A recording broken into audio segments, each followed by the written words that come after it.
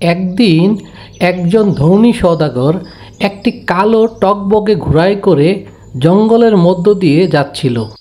সে অনেক ক্লান্ত ছিল, তাই বিশ্রামের জন্য ঘোড়াটিকে একটি গাছের সাথে বেঁধে সে গাছের ছায়ায় ঘুমিয়ে পড়ে। একজন চোর চুপি চুপি এসে গাছের সাথে বাঁধা ঘোড়াটিকে খুলে নিয়ে যাচ্ছিল। ঘোড়ার শব্দে সওদাগরের ঘুম ভাঙে। সে চোরকে জিজ্ঞেস করে, তুমি আমার ঘোড়া নিয়ে কোথায় যাচ্ছ? চোর রেগে গিয়ে বলে, এটা আমার গাছের ছানা। সওদাগর ও চোরের মধ্যে তুমুল ঝগড়া হয়।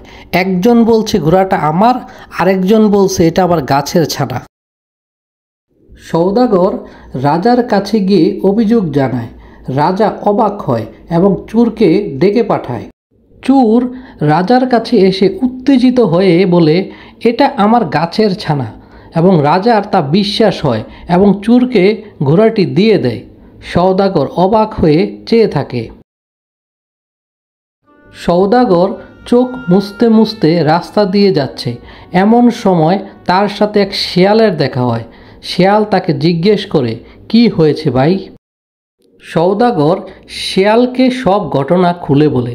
শেয়াল মনোযোগ দিয়ে সব শুনে, মুখে তার চাতুরতার হাসি। শেয়াল সওদাগরকে পরামর্শ দেয় এবং বলে, তুমি রাজার কাছে গিয়ে বলো তোমার সাক্ষী আছে। সওদাগর রাজার কাছে গিয়ে বলে, আমার সাক্ষী আছে, তবে আপনার কুকুরের জন্য সে আসতে পারছে না। শেয়াল চোখ বুজে টলতে টলতে রাজ দরবারে প্রবেশ করে। রাজা অবাক হয়ে হাসতে থাকে। শেয়াল দেয়ালে হেলান দিয়ে ঝিমাচ্ছে। রাজা হাসতে হাসতে জিজ্ঞেস করে, শেয়াল পণ্ডিত, তোমার কি ঘুম পাচ্ছে? শেয়াল আধচোখে উত্তর দিল, কাল রাতে নদীতে আগুন লেগেছিল, সব মাছেরা পাড়ে উঠে আসে, তাই বেশি খেলাম।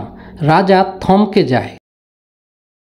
রাজা উচ্চস্বরে হেসে বলে, জলে আগুন লাগে নাকি? শেয়াল ঠান্ডা মাথায় উত্তর দিল, গাছের ছানা হলে জলে আগুন লাগবে না কেন? রাজা গভীর চিন্তায় ডুবে বলে, তাই তো, এটা তো সম্ভব না, সে তো চোর। 10 জন প্রহরী চোরকে ধরে নিয়ে আসে। প্রহরীরা তাদের নাগরা খুলে চোরকে মারছে। চোর কাঁদছে আর ক্ষমা চাচ্ছে। চোর ছুটে গিয়ে ঘোড়াটিকে নিয়ে আসে। সওদাগর তার ঘোড়াটিকে ফিরে পেয়ে আনন্দিত হয়। প্রহরীরা চোরকে মাথা ন্যাড়া করে এবং ঢাকঢোল পিটিয়ে রাজ্য থেকে বের করে দেয়। সওদাগর শিয়ালকে কৃতজ্ঞতা জানায়।